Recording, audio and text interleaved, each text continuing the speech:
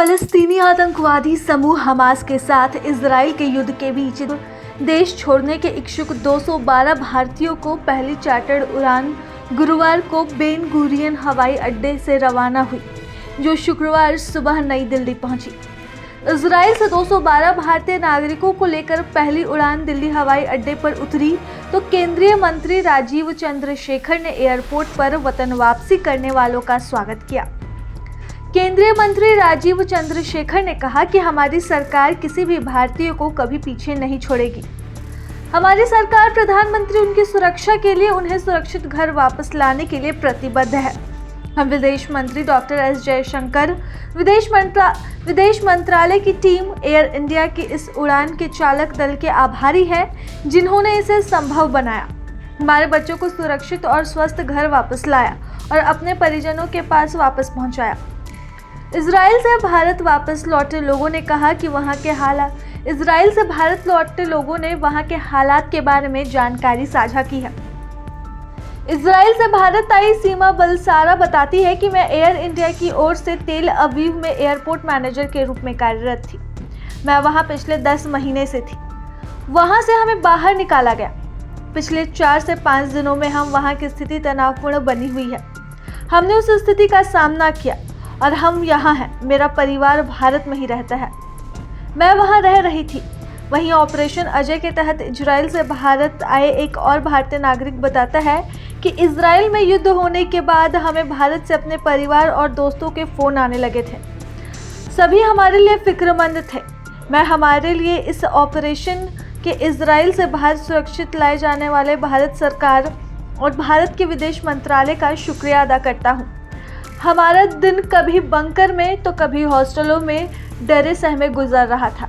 ऐसे में आज हम डर से बाहर निकल चुके हैं और अपने वतन वापस लौट चुके हैं। इसके लिए मैं भारत सरकार का शुक्रिया अदा करता हूँ। It's been 2 years. What you are doing there? I'm postdoc. I'm doing research with my husband. He's also postdoc there, and we are doing research in agriculture. So your son was born there? Yeah, he's born there and he's 5 months old now. Where were you based in Israel? We live in southern part, like the city is Midrisha. It's safe, but we decided because of him, we decided to come back to India. So how was your experience? Can you tell us in the last 3-4 days, how was your experience? Yes, on first day, actually we were sleeping, and at around 6:30, there was a siren. So, because we didn't hear in 2 years, we didn't experience that much of chaos. So we run to shelter, and with him, it's very hard.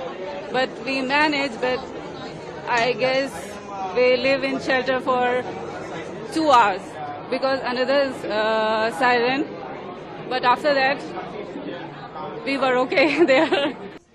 My name is Seema Balsara. I am posted by Air India as Tel Aviv airport manager, Tel Aviv. I've been there from last 10 months now, and with that evacuation, Air India protected us, and now we are protecting our Indians over there, and brought us first evacuation flight today. So how was your experience? Can you tell us more about it? How was the environment there? How was the... It all went on good, so there was no problem as such. But it is you have to be careful because something big happening. But it all went very good. तो जैसे ही Israel में वार शुरू हुआ उसके बाद तो family और friends और हर जगह से काफ़ी कॉल्स और मैसेजेस आने लगे पूछने के लिए कि वहाँ स्थिति कैसी है, और सारे लोग घबरा चुके थे और सबका यही मानना था कि जितनी जल्दी हो सके वहाँ से निकाला जाए। तो सब लोग घबराए हुए थे बेसिकली। तो आपको इवैक्यूएशन के लिए आप किसी को थैंक्स करना चाहेंगे? हाँ, इवैक्यूएशन के लिए मैं मिनिस्ट्री ऑफ एक्सटर्नल अफेयर्स, जिसने सही टाइम पे ये स्टेप लिया कि हम लोग को बाहर निकाला जाए, उनको थैंक करूंगा। Of course foreign external minister को जयशंकर जी को थैंक्स कहना चाहूँगा कि उन्होंने एकदम सही टाइम पे ये डिसीजन लिया है। प्रभातखबर.com, विश्वास वही, रफ्तार नहीं।